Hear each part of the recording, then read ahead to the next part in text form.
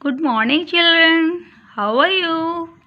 I hope you are all fine, happy and healthy. Children, आज हम बात करेंगे क्रिया के बारे में। ये क्या लिखा हुआ है? क्रिया। आपने यह शब्द हिंदी व्याकरण में बार बार पढ़ा होगा कि क्रिया क्रिया क्रिया। अभी बच्चे छोटे बहुत होते हैं, उन्हें समझ में नहीं आता कि क्रिया क्या होती है। तो आज हम आपको यही शब्द का सही से अर्थ बता देते हैं और आपको ये फाइंड आउट करना भी बता देते हैं कि क्रिया को कैसे पहचानेंगे कि ये क्रिया है। क्रिया की परिभाषा दीजिए या फिर क्रिया किसे कहते हैं। क्रिया की परिभाषा दीजिए या क्रिया किसे कहते हैं, क्रिया क्या होती है। ये सभी प्रश्न एक ही बात से क्लियर हो जाएंगे। इनका उत्तर बनेगा बेटा, जिस शब्द यानी वर्ड, जिस शब्द से काम का करना या होना पाया जाता है उसे क्रिया कहते हैं।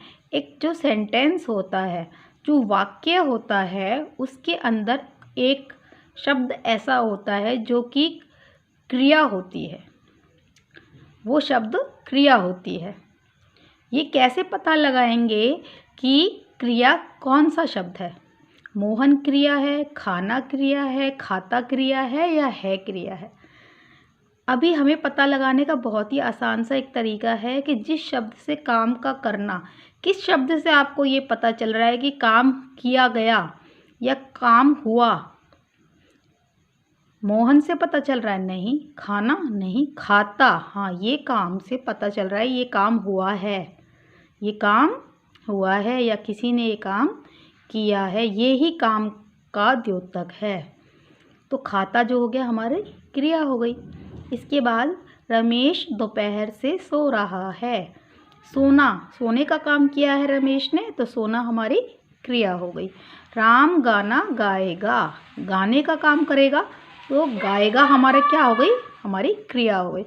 इसी प्रकार से खाना पीना, सोना, रोना, हंसना, बैठना, चलना, ये सभी हमारी क्रियाएं होती हैं। आगे देखेंगे बेटा, क्रिया के मुख्य भेद कौन कौन से हैं या क्रिया कितने प्रकार की होती है, दोनों का एक ही उत्तर होगा। क्रिया के दो मुख्य भेद होते हैं यदि क्रिया दो प्रकार की होती है। नंबर 1 सकर्मक क्रिया, नंबर 2 अकर्मक क्रिया। क्रिया नाम का एक इंसान है समझ लीजिए, और उसके दो बच्चे हैं, सिर्फ दो चाइल्ड यानी दो चिल्ड्रन यानी वन। फर्स्ट इज सकर्मक, ठीक है। बड़ा वाला जो बच्चा है उसका क्या नाम हुआ, सकर्मक। जो सेकंड चाइल्ड हुआ उसका क्या नाम रख लिया उन्होंने, अकर्मक, ठीक है। अभी पहले सकर्मक जो है वो अकर्मक के साथ खेलेगा, फिर अकर्मक जो है वो सकर्मक के साथ खेलेगा। दोनों भाई साथ साथ खेलते रहते हैं और ये उनके पापा का नाम है क्रिया। समझ गए? अभी ये क्वेश्चन नहीं करेंगे वो कि क्रिया के कितने बच्चे थे। अगर ऐसे पूछ रहे तो ऐसे ही जवाब दे दीजिएगा, क्रिया के 2 बच्चे थे। लेकिन जिस लैंग्वेज में क्वेश्चन किया जाएगा उसी लैंग्वेज में आंसर देना होता है। और अगर आपसे ये पूछे कि क्रिया के मुख्य भेद कौन कौन से हैं, क्रिया के कितने भेद होते हैं, उनके नाम लिखिए, तब आप उस तरह से लिख दीजिएगा कि क्रिया के 2 मुख्य भेद होते हैं, उनके नाम हैं अकर्मक क्रिया और सकर्मक क्रिया। ठीक है बेटे? तो अभी आगे प्रश्न 3 आ गया आपका, सकर्मक क्रिया और अकर्मक क्रिया में अंतर बताइए। अभी पहचान कैसे करेंगे कि सकर्मक क्रिया है कि अकर्मक क्रिया है? फोटो तो है नहीं बच्चों का कि हम पहचान ले कि सकर्मक है और यह अकर्मक है। उनके व्यवहार से हम उन्हें पहचानेंगे कि ये सकर्मक है या अकर्मक है, ठीक है। सकर्मक क्रिया की क्या पहचान होगी? जिस क्रिया में कर्म साथ हो उसे सकर्मक क्रिया कहते हैं। जैसे मोहन किताब पढ़ता है, इसके अंदर आप देखिए पढ़ना तो हमारी क्रिया हो गई। मोहन हमारी संज्ञा है, सभी को पता है किसी वस्तु, व्यक्ति और स्थान के नाम को हम संज्ञा कहते हैं। तो ये तो हमारा व्यक्ति का नाम हो गया, तो ये तो हमारी संज्ञा हो गई। और ये करने वाला भी है, काम को करने वाले को हम क्या कहते हैं, कर्ता। तो ये संज्ञा भी है और एक कर्ता भी है। अब बच गया क्या, किताब। पढ़ना, क्या पढ़ा, किताब पढ़ी। तो ये हो गया हमारा कर्म। इसके बिना हमारा ये वाक्य पूरा नहीं होगा। अगर हम किताब को यहाँ से हटा दें, यानी किताब ना लिखें कि मोहन पढ़ता है, तो हमें पूरी बात समझ में नहीं आएगी कि मोहन पढ़ता है, क्या पढ़ रहा है, किताब पढ़ रहा है, नॉवेल पढ़ रहा है, कोई कहानी पढ़ रहा है, या हिंदी पढ़ रहा है, या इंग्लिश पढ़ रहा है, या क्या कर रहा है, हमें समझ नहीं आएगा। तो यहाँ पर हमें कर्म लेना पड़ेगा, और कर्म लेने के बाद ही ये पूरा वाक्य कंप्लीट होगा, कंप्लीट सेंस देगा आपको कि क्या कहना चाह रहा है। तो इस प्रकार की क्रिया को, जिसको कर्म की आवश्यकता हो, वो सकर्मक क्रिया कहलाती है। यानी यानी साथ, साथ में क्या होना चाहिए, कर्म। ये कर्म जो लिख रहा हुआ है ना, यही इसका देखो, इसके नाम में ही इसका अर्थ छिपा हुआ है। से का मतलब साथ, कर्म का मतलब कर्म, साथ में कर्म।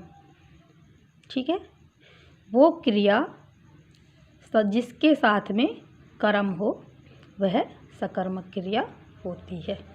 अभी अकर्मक क्रिया देखिए। ए मतलब नहीं, ए का मतलब क्या होता है, नहीं।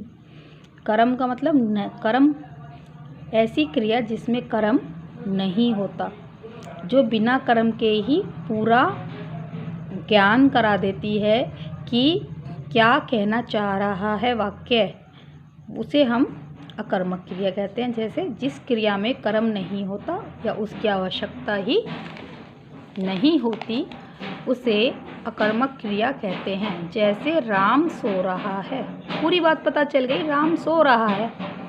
ठीक है, सोने से ही पता चल गया कि राम सो रहा है, राम इज स्लीपिंग। ठीक है, बात पूरी पता चल रही है आपको।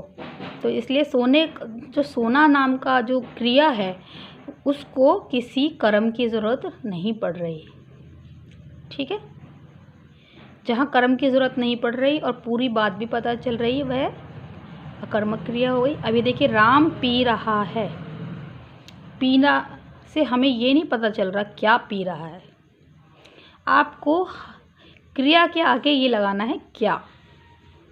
अगर क्या का अर्थ मिल जाता है, क्या का आंसर मिल जाता है, तब तो सही।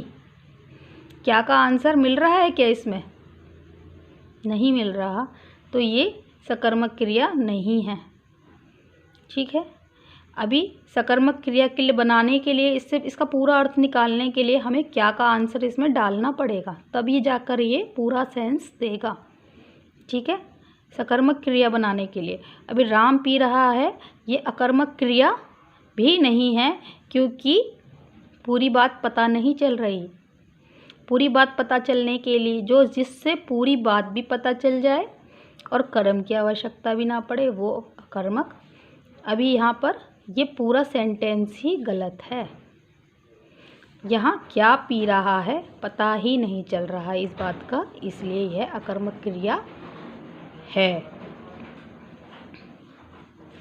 सॉरी, कर्मक क्रिया नहीं है, यह भी अकर्मक क्रिया नहीं है। ओके, यहाँ पर आपको डालना पड़ेगा राम पानी पी रहा है, राम दूध पी रहा है, राम चाय पी रहा है।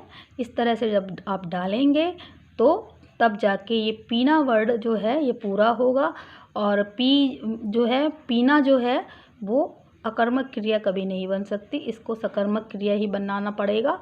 और सकर्मक क्रिया के लिए हमको कर्म लेना पड़ेगा। ठीक है, कुछ सिलेक्टेड ऐसी क्रियाएं होती हैं जो अकर्मक होती हैं, और सिलेक्टेड ही ऐसी होती हैं जो कि सकर्मक होती हैं, उनके लिए कर्म की आवश्यकता अवश्य पड़ती है। अभी देखिए, सहायक क्रिया को उदाहरण देकर समझाइए। सहायक क्रिया क्या होती है। सहायक क्रिया का प्रयोग मुख्य क्रिया को स्पष्ट करने के लिए किया जाता है। जैसे अंजना पुस्तक पढ़ रही है। अभी इसमें रही जो शब्द है ये सहायक क्रिया है। पढ़ना तो मुख्य क्रिया है, क्या मुख्य काम क्या हो रहा है, पढ़ने का हो रहा है। और रहना, रही, ये जो रहना शब्द है, ये रहना से रही बना है और ये रही जो है वो एक सहायक क्रिया है। इसके बिना मुख्य क्रिया अपनी पूरी बात बता नहीं पाएगी कि वो अभी कर रही है या करेगी या किया उसने, तो रही शब्द की वजह से ही वो अपनी पूरी बात बता पाएगी अंजना, इसीलिए इस क्रिया का भी प्रयोग करना पड़ा और ये एक इसकी सहायक क्रिया है। समझ गए? आगे है द्विकर्मक क्रिया को परिभाषित कीजिए। द्विकर्मक क्रिया किसे कहते हैं? द्विकर्मक क्रिया जिस क्रिया में दो कर्म होते हैं उसे द्विकर्मक क्रिया कहते हैं, जिसमें दो कर्म हो। अभी एक भी नहीं, दो पूरे दो कर्म होने चाहिए। छोटे छोटे बच्चे हैं और सवाल इतने टेढ़े टेढ़े हैं, तो मुझे तो बड़ा अजीब सा लगता है कि जो है इतने छोटे लेवल पे इतनी ग्रामर डाली हुई है, CBSE ने डाली है। खैर कोई बात नहीं, ज़रूरी ही होती होगी। तो चलिए कोई बात नहीं, अभी हम इसको बहुत आसानी से आपको समझा देंगे, बहुत आसान तरीके से समझा देंगे, आपको बहुत आसान ही बना देंगे। आप तो इससे भी ज़्यादा अच्छे तरीके से 3 कर्म को भी सीख जाएंगे, हम ऐसे आपको समझाते हैं। सेकंड है, प्रधानाचार्य ने विपिन को पुरस्कार दिया। ठीक है, अभी देने का काम हुआ है, ठीक है, और क्या दिया? पुरस्कार, एक कर्म हो गया। इसके अलावा किसको दिया ये भी पता चल रहा है, तो ये भी एक कर्म है। तो ये 2 कर्म हो गए जब इसमें, तो जब क्या और किसको दोनों का आंसर मिले, इसका मतलब 2 कर्म हैं और दोनों कर्म जो हैं जो रखे वो द्विकर्मक क्रिया है। वो क्या है? द्विकर्मक क्रिया है। शाबाश बेटा। आगे आप ध्यान से सुनते जाइए और वीडियो को जो है वीडियो को बड़ा ही ध्यान से सुनने की आवश्यकता होती है, क्योंकि अगर ये आपको समझ नहीं आ रहा है तो वीडियो में एक फ़ायदा ये ज़रूर है कि आप जो है रिपीटेडली देख सकते हैं। आप उसको जो है बैक चले जाइए और आपको थोड़ा सा भी समझ नहीं आया तो आपने उसको बैक कर लिया, आपने उसको समझ लिया। लेकिन अभी क्लास में होते हैं, मैम ने समझा दिया तो आपने मैम को टोक लिया कि मैम नहीं आया, तो फिर मैम दोबारा बता देती हैं और तीसरी टाइम भी बता देती हैं। लेकिन कभी कभी मैम मूड में नहीं भी होती हैं, वो गुस्सा भी कर देती हैं। अभी वीडियो में एक फ़ायदा ये है कि वो गुस्सा भी नहीं कर पाएंगी, तो इसके मज़े लीजिए। आगे है कि क्या वाक्य में क्रिया का होना आवश्यक है? क्या वाक्य में क्रिया का होना आवश्यक है, ये बात पता करनी है। नहीं, ज़रूरी नहीं है कि हर वाक्य में क्रिया हो। कई ऐसे वाक्य भी होते हैं जो बिना क्रिया के भी अपनी बात को बता देते हैं। कुछ वाक्य बिना क्रिया के भी पूरा अर्थ समझा देते हैं। जैसे कि हम लिख दें, यदि किसी ने आपसे पूछा कि क्या तुम्हारे पापा हैं, तो तुम कहोगे हाँ, यस। तो हाँ जो है वो पूरा अर्थ दे रहा है और इसके अंदर कोई क्रिया भी नहीं है। तो ऐसा जो वाक्य जिसके अंदर क्रिया ना हो तो वो भी जो है हो सकता है, और इसलिए वाक्य में क्रिया का होना आवश्यक नहीं है। आगे देखिए, नहीं में भी जिन क्वेश्चन के आंसर खाली यस और नो में दिए जा सकते हैं, उस तरह के वाक्यों में क्रिया की आवश्यकता नहीं पड़ती। तो ये ज़रूरी नहीं है कि हर वाक्य में क्रिया हो ही हो।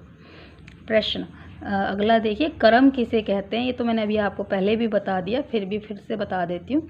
वाक्य में कर्म का कैसे पता लगाते हैं, ये भी बहुत इजीली तरीके से हमने आपको भी बताया था। जिस शब्द पर क्रिया के होने का फल पड़ता है उसे कर्म कहते हैं।